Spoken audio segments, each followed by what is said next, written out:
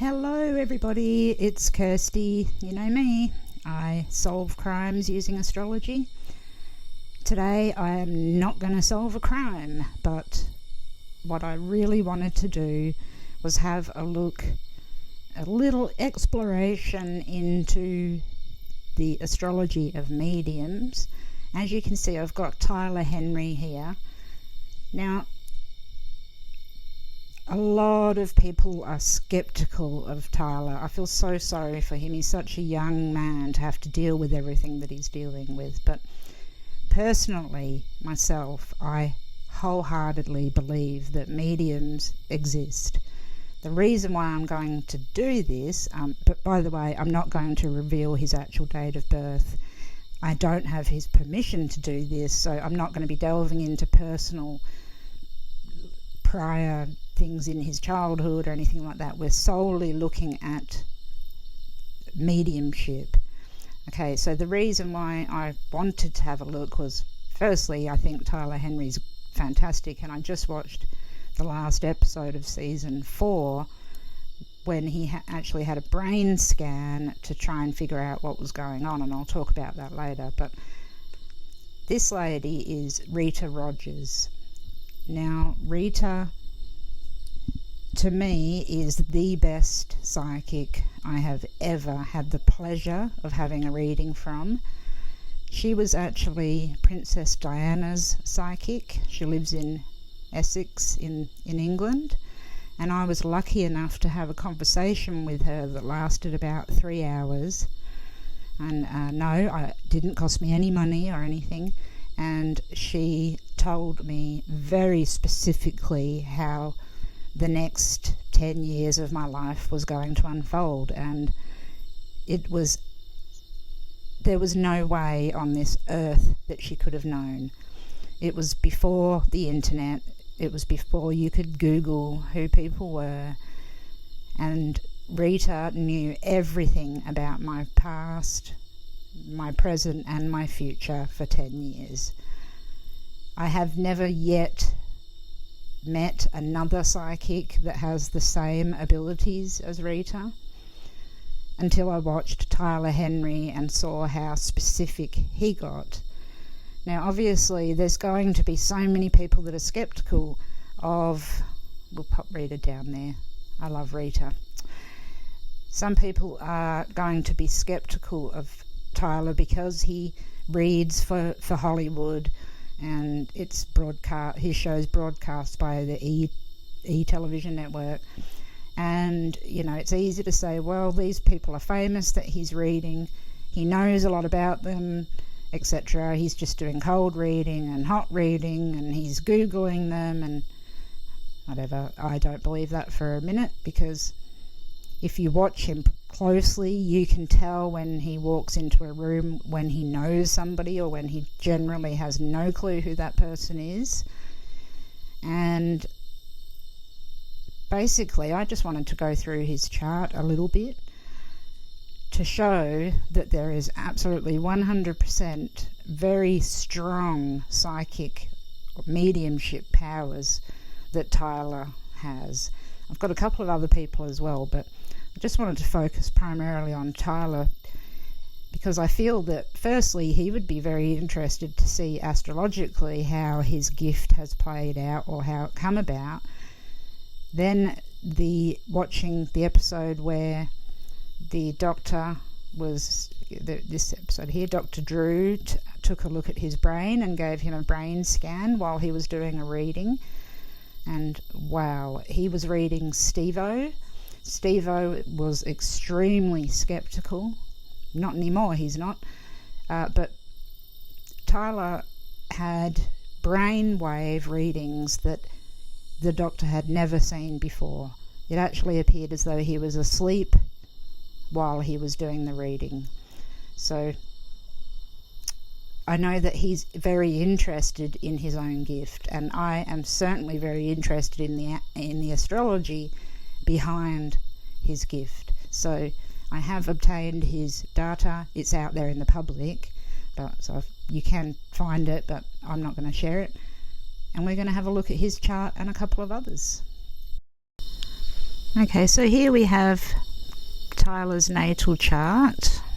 Can't move it for some reason. I'm going to zoom in, then I should be able to move it.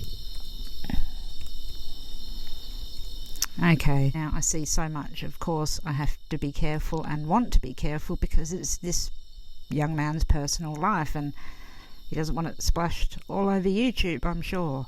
So let's just focus on the mediumship.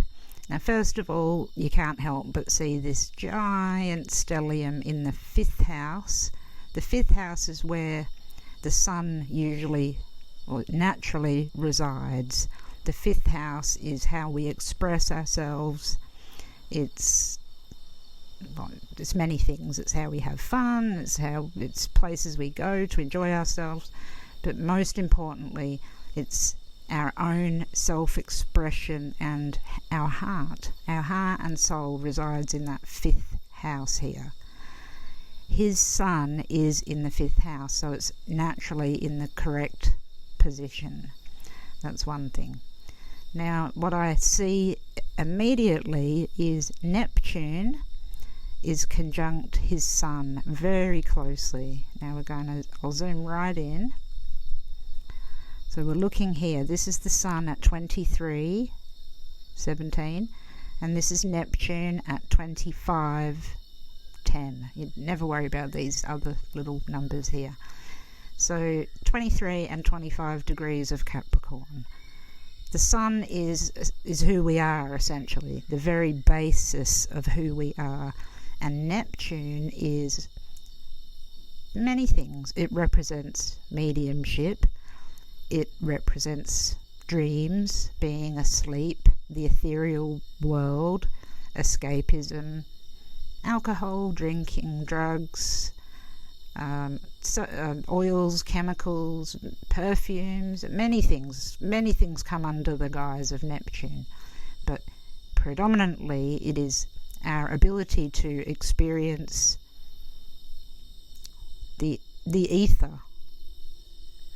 And in this case, it's very close to his sun. So the sun there is shining right on Neptune, giving him this real ability to be able to connect to spirit. Now, it's interesting because Neptune naturally belongs in the 12th house here. His 12th house is ruled by Leo, and Leo is ruled by the sun, so it goes back here, right next to Neptune. So it's a connection to the area which is dreams and sleeping and things like that. Now, what's interesting to me is when he had the study done, it appeared as though when he was doing the reading that he actually was asleep. And that is shown here as well with the Sun and Neptune together in Capricorn. Now, what it interested me when I looked at that is thinking about his progressions and transits. So this was when he was born. Now, obviously, at this point in time, so just recently when he had his head scan, the planets are going to be moved. So, and they have, and I've looked at it in the background, and there's a lot of activity going on. Now, specifically, Pluto at the moment is conjunct his Neptune. Okay, so Pluto came along and it hit Jupiter when he was a bit younger, and then it hit his sun not long ago, and now it's hit Neptune. So this is transits, and then it will go and hit Uranus and Mercury and Mars. So Pluto is going to hit all of these planets in the 5th house. Pluto is a representation of death and can show mediumship as well. So it's no wonder that this little bugger here that's conjunct the IC, which is at the end, the womb and the tomb, so birth and death, Pluto's moving along here and triggering off these planets. So I really think that the head scans that he had showed the doctor the reality, which is this Capricorn, of his gifts, and that means a lot. So skeptics should definitely have a look at that. Tyler's brain activity when he was doing a reading with Steve-O was off the charts. The doctors had never seen anything like it, and I can see this as well with his Mercury. Now Mercury and Mars. Mars is the head and the brain. Mercury is thinking and transmuting and communicating with others. And then Uranus is here. Uranus is sudden flashes of insight. It represents many things, but in this instance, sudden flashes of insight. So all of these planets are conjunct each other. So he's got a whole arsenal behind him. The sun's shining on all of these, shining up really bright onto Neptune, in turn triggering off Uranus there, which is at 0 degrees of, it's actually at 0 degrees of Aquarius. So it looks like it's in Capricorn, but it's not. We have Uranus, Mercury and Mars in Aquarius. Saturn at 1 degree of Aquarius. So if we put the transits on here, he would have Pluto conjunct his natal Neptune, Saturn, which represents death itself, conjunct his natal Uranus. And then if you look closely here, Mercury has a little R there. It means it's retrograde. He was born with a retrograde Mercury. He doesn't think like other people. His brain is different, and it is shown by this test that he had done. There was so much brain activity when he was doing a reading, and although he was completely awake and animated and talking and everything, it appeared as in the reading, the neurological reading, that he was asleep. And that shows me right here all of this. Neptune conjunct the Sun, Mercury conjunct Neptune. Mercury is how we communicate, so communicating with deceased Neptune, the conjunction there. Whilst sleeping, Neptune belongs in the 12th house and represents sleeping and dreams. So it literally is as though his body's going asleep when this happens. Not just his brain, his entire body's like bye-bye, night-night, which is interesting, similar but different to Edgar Cayce, the sleeping prophet, who actually used to go to sleep in order to do his psychic readings. So Neptune representing psychics, mediums and sleep is interesting to me. It shows that a lot can happen through sleep, but see, it's not also just sleep. It's also the subconscious mind, the thing that scientists cannot comprehend. What is consciousness, let alone subconsciousness? Nobody knows that. So Neptune is representative of consciousness, and Tyler Henry has a huge awareness of this consciousness. It's very collective, with Uranus in here as well, which is the future, generations, groups of people. It's all very, very much shown here like this. Now what is very interesting is Tyler himself says that his gifts came at around about the age of 10. So we're going to have a little look at some progressions for that. This is the progressions for Tyler for when he was 10 years old. So I'll zoom in. Now you'll think, well, not much has changed really, but it has. Now we have, I've got an ant attacking me again. Okay, now the moon has moved, his progressed moon has moved and joined with Saturn. So Saturn represents death in general. Tyler's life is all about death. Well, life and death. It makes sense that when the moon was joined with Saturn, that this would trigger something. Now, it also shows me that his mother and father, it appears, at this time were also really supportive, and that helped him. So it's in that both of these planets are in Pisces as well, so it would have been, I imagine, quite hard for him to deal with at that time, at that age. But I won't get right into that. It's very specific. We don't need to do that. But what I wanted to show you is the position of these planets now. I'm zooming in. So Pluto has moved from just here over into the 3rd house of communicating. Right? And it's the communicating with the deceased, basically. Jupiter has moved by itself into the 4th house, so there's stability in the home, and it's all going well at that point in time. The trigger, I believe, has come from Mercury. Because it's retrograde, it was up here, but instead of going forward like other planets, it's gone backwards. So it went backwards and hit Uranus and then hit Neptune. And when he was 10, Mercury became the planet that was the very front planet. The sun's back here now in Aquarius. So his retrograde Mercury, which is our mind, as I always say, went to the forefront. And that's exactly what it did. And then, so it took place of the sun, virtually.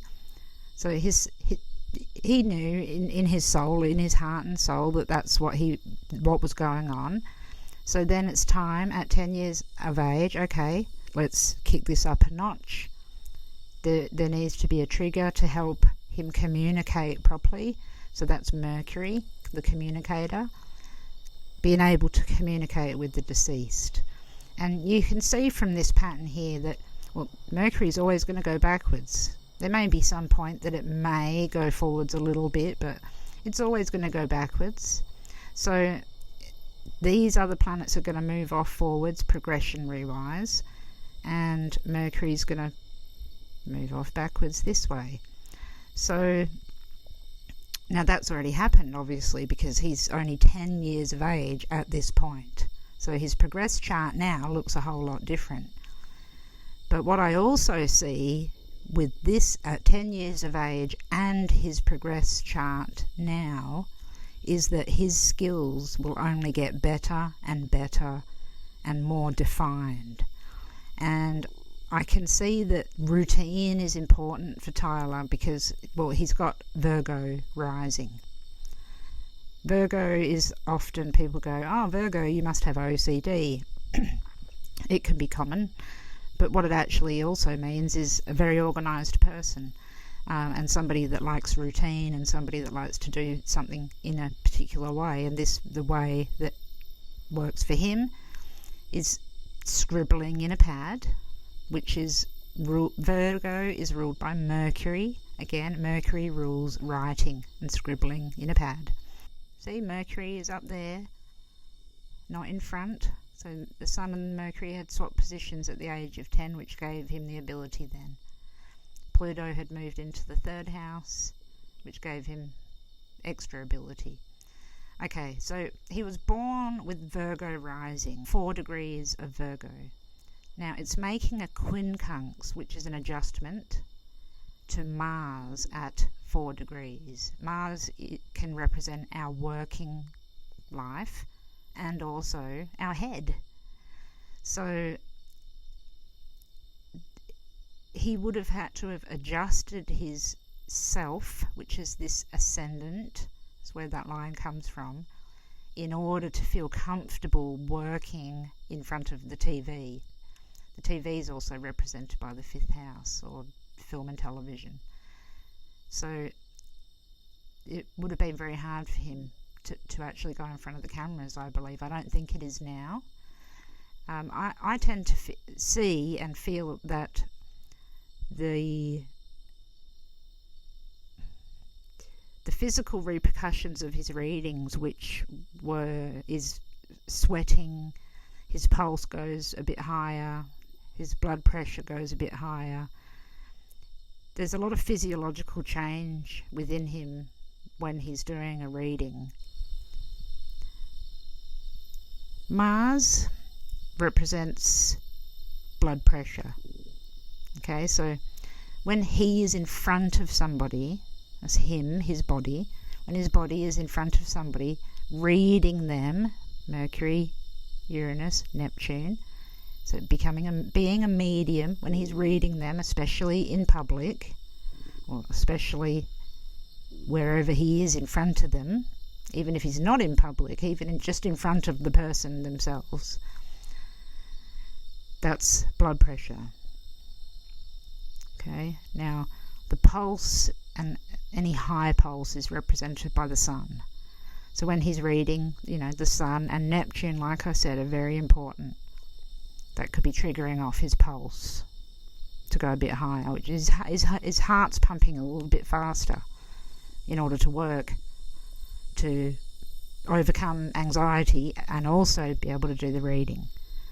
Now, sweating is related to the moon, and here we have the moon in a squared position here to Neptune, Uranus and Mercury.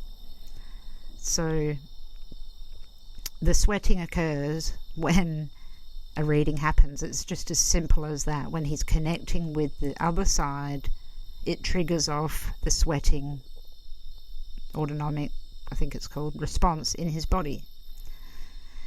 So the chart explains physiologically what's going on with Tyler when he's reading according to the scans that he had with his brain. Obviously, with Mercury and Mars being conjunct natally, it gives a fast working mind as well. So I imagine that sometimes spirits would come in so fast that it becomes quite overwhelming, and then maybe sometimes there may be nothing for a period of time. I'm not 100% sure. If he was to watch this, maybe he could go, yeah, that happens. I don't know. But so going all the way back to where I was heading, which was with his writing. Now, his moon, which is the sweating as well, and also his emotional connection to anybody, is conjunct the third house, and that's writing. It's this mercurial thing. So the reason why he scribbles is because it's emotionally he has to. Okay? It's the only way it will work. And if he doesn't scribble, then it'll be like a pent-up energy that's not good for him, because he already has physical effects from the readings. So yeah, the moon is conjunct the third house cusp. That's the writing, the scribbles. Now, the interesting thing here is that he has an interception. So Scorpio is intercepted, so that means the whole of Scorpio is hidden within this third house. Scorpio is the natural ruler of the 8th house, which the 8th house, the 4th house and the 12th house rules the occult and mediumship and everything like that. So Scorpio itself can represent someone that can get very in touch with the unseen. So the reason why he scribbles is unknown to him. It just works for him because Scorpio's hidden in here. So it's like a secret between him and his spirit guides, or between him and the deceased. If you scribble, it'll work better. I can see that with this Scorpio here, like this. So that's really interesting to see. Something else that's interesting that I noticed when looking at Tyler's chart. Now, I am nothing like Tyler. I do not have those abilities, but I do have some abilities.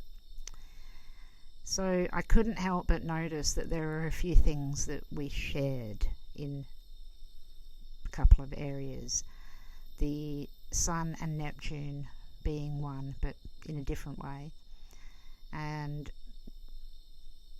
Pluto being conjunct the womb and the tomb, but mine's actually in the 12th house, which is a similar type of feeling. But the interception made me think of myself, because my interception contains my sun, and then I have an exact, which is in the 10th house, and then I have an exact trine to Neptune in the 2nd house. So I have a very clear and very exact pathway between the Sun and Neptune. But because my Sun is intercepted in my 10th house, which I'll show you in a second, it actually makes it quite hard for this ability to come out. I actually had a transit not long ago of Neptune, and it triggered off my Jupiter, and then it opened up my intuitiveness and my perception a lot more. So I have to say, since then I've been getting a lot sharper with it, and I think I'm uncovering this interception. Now, I believe that Tyler has uncovered his interception by knowing that he has to do scribbles. So there's certain things that certain people have to do when they have abilities in order to make it work. Now, I'll just show you my chart quickly. Okay, so here's my chart. Now, here's the intercepted Leo in my 10th house. So the whole of Leo is in my 10th house. And there's my sun there. Oops. At 6 degrees 56. So hidden within that interception, making a trine, which is the blue line, to Neptune at 6. It says 57, but it's actually 56. I'll show you here. The Sun, 6:56 Leo, Neptune, 6:56 Sagittarius. So, and here's my transit of Neptune conjunct Jupiter in that same 5th house that Tyler has all of his action in, the 5th house. So for me, this interception here, and because it's such a close trine, both at the same degree, but one planet being intercepted in the 10th house, I believe that there's something similar that I may need to do myself. Now, it's not going to be scribbling, but there's something that I possibly need to find to be able to go even further with my abilities. Now, the problem with my chart is my Mercury is conjunct Saturn. So it shows that there's communication between the living and the deceased. I have Pluto in the 12th house, which is very much about dealing with the deceased. And then my moon is in my 3rd house. So I write. I don't scribble. I do a lot of writing. It's gotten me a long way, but I think there may be one more thing, something else that could be done to help. And that was just from seeing Tyler's interception and the fact that he utilizes that for scribbles. So it's just really interesting to see an interception at all. So I do believe that the Sun and Neptune are really very heavily involved with any ability to impart any knowledge from the deceased to the living. Now, I utilize the chart to do so, but impressions do come through with that. Now, I have Uranus conjunct my ascendant, so I will have sudden flashes of insight.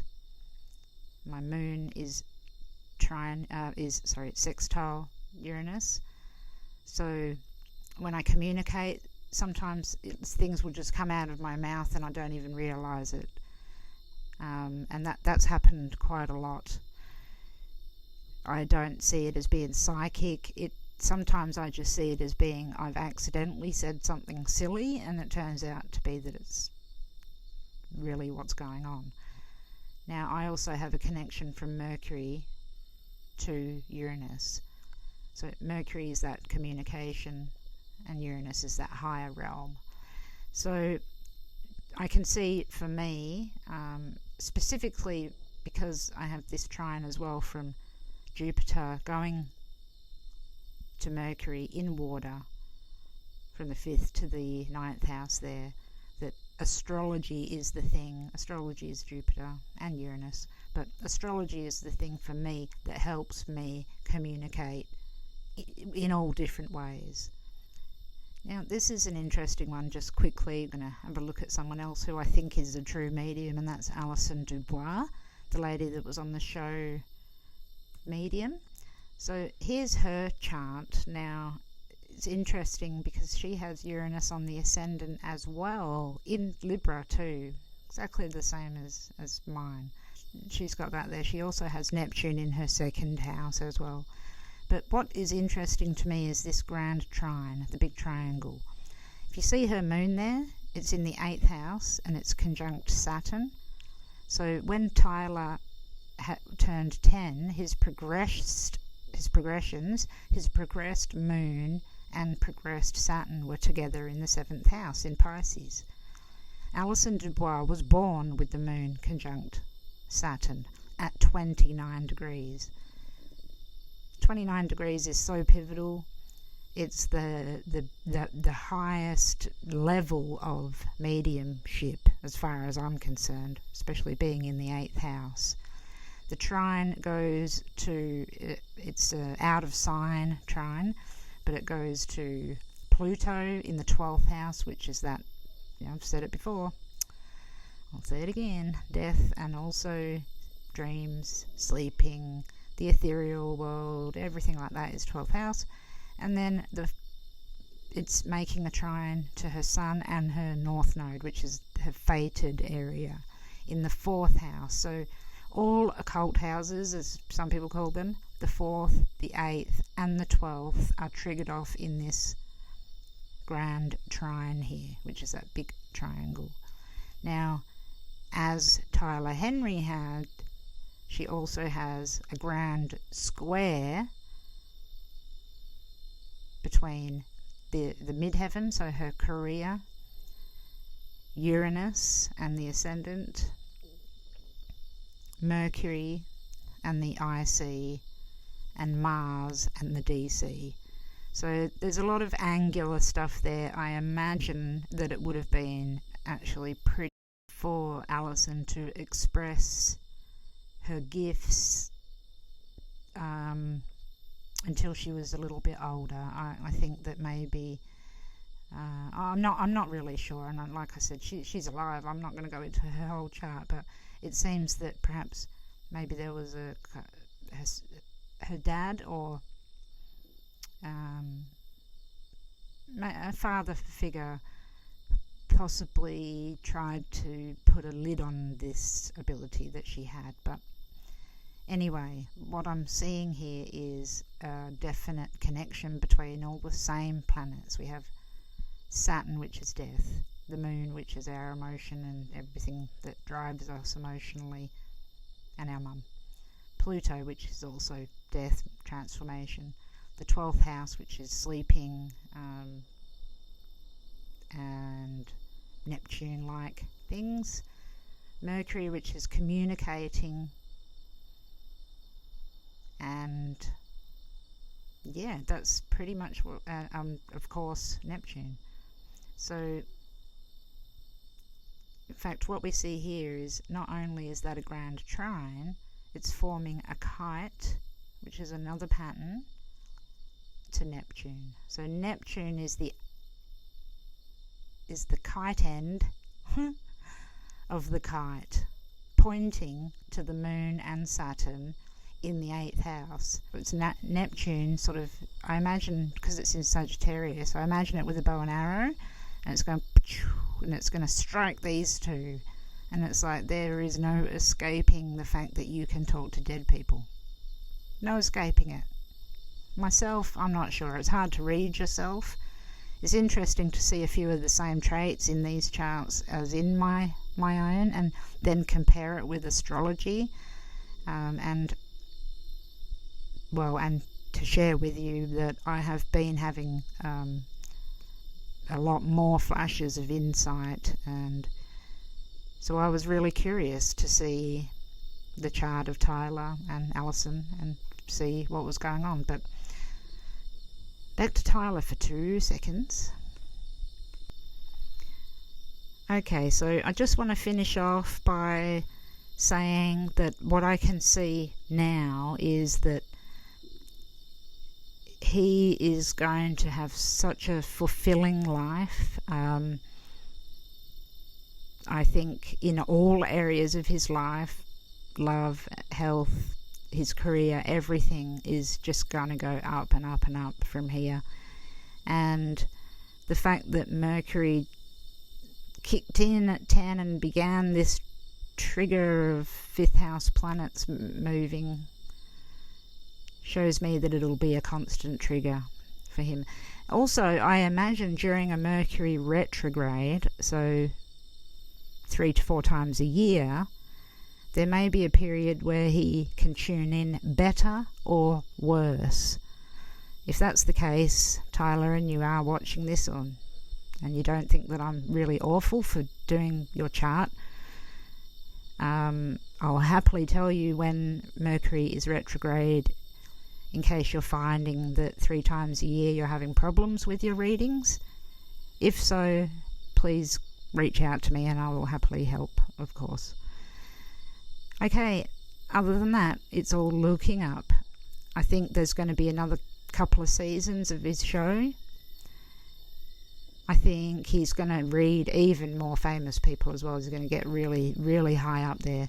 And more than anything, I don't see a person that's cold reading. I don't see a liar at all. What I see is somebody that has amazing abilities that's been put on this earth, Capricorn, to change people's lives, and he's certainly doing that.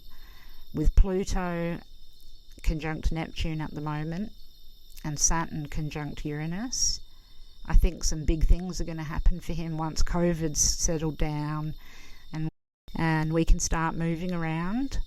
Then he is going to find himself being one busy boy. But I will also say that I think that he may take a break after this year, and maybe then there'll be another season. So just my thinking, and just wanted to pop that out there. But very interesting, such a special man with such amazing abilities. I love watching his show. I love the fact that his mum, look, his mum's right there, the moon in the 2nd house. She supports him. His self-worth and feeling of worthiness comes from mum. I can't help myself. I have to dig in sometimes. That's as far as I'll go. We can see that. She's on the TV. She's a beautiful woman. So with the support of his family, he's just going to keep going places. And I know for a fact that money isn't important to him either. So the skeptics can do what they like and say what they like. It won't affect him. It's not going to change the fact that he talks to dead people. It's not going to change any of that. I don't even know why people want to discredit him. He's been called a grief vampire, which I can relate to. I get called that myself. And you know, if the people that said that knew what went on in people like Tyler's mind, or even myself to such a lesser degree, when that gets said, it barely registers, but it also hurts, because it means that you are such a liar that you would prey off of people that are in their worst moments. And that is the exact opposite of my intentions, and I believe of his intentions. There's no benefit to preying off of people's grief. Well, for me, there certainly is no benefit. I don't get any money. I don't know what Tyler gets monetary-wise. I'm sure being in Hollywood gets him a whole lot of money, but it's not about money. So this vampire grief money stuff is absolute bullshit. And I'll vouch for every true astrologer and medium out there. This is never about the money, and it certainly is never about trying to hurt people that are already grieving. That would make him and me and Rita and all the people, so many people in the world, evil. And that's just not the case. So, you know, I say phooey to the skeptics. Keep going, Tyler, you're doing great. I love looking at these charts, and I'll probably do another one where I look at a couple more. I'm interested in Nostradamus. I love Edgar Casey. He's the sleeping prophet, so you can imagine what's going on in his chart with Neptune. Wow. So there we go. There's Tyler's chart. Tyler, if you watch this, I hope nothing was too personal. I just wanted to keep this as your mediumship. If you have any questions, please contact me. I'll be happy to answer anything, even if you just want some dates that might help you, because I know you're a very, very, very, very busy man. And if you have periods of time where you can't read, it'd be nice to know beforehand, I'm sure. I utilize Mercury retrograde periods and other periods for myself as well, for time to be able to, for self-care, take care of yourself and your own mind. So it's important that that does happen too, for everyone, for every medium, for every person. Okay, well, I hope you guys liked this. Any skeptics, please write to me. I love having chats about things like this. And if you haven't seen Tyler on his show, I highly recommend it, but take tissues because it makes you cry. Oh, and I will say, just before I go as well, just because he reads famous people, he actually makes it his mission to not know who he's reading, but also he reads very obscure things that are not written on the internet. So if you're going to be skeptic, you need to keep your eyes open for those little things too. That's to the skeptics, of course. Alright guys, thank you for watching. I hope this was a little bit helpful, and catch you later. Take care.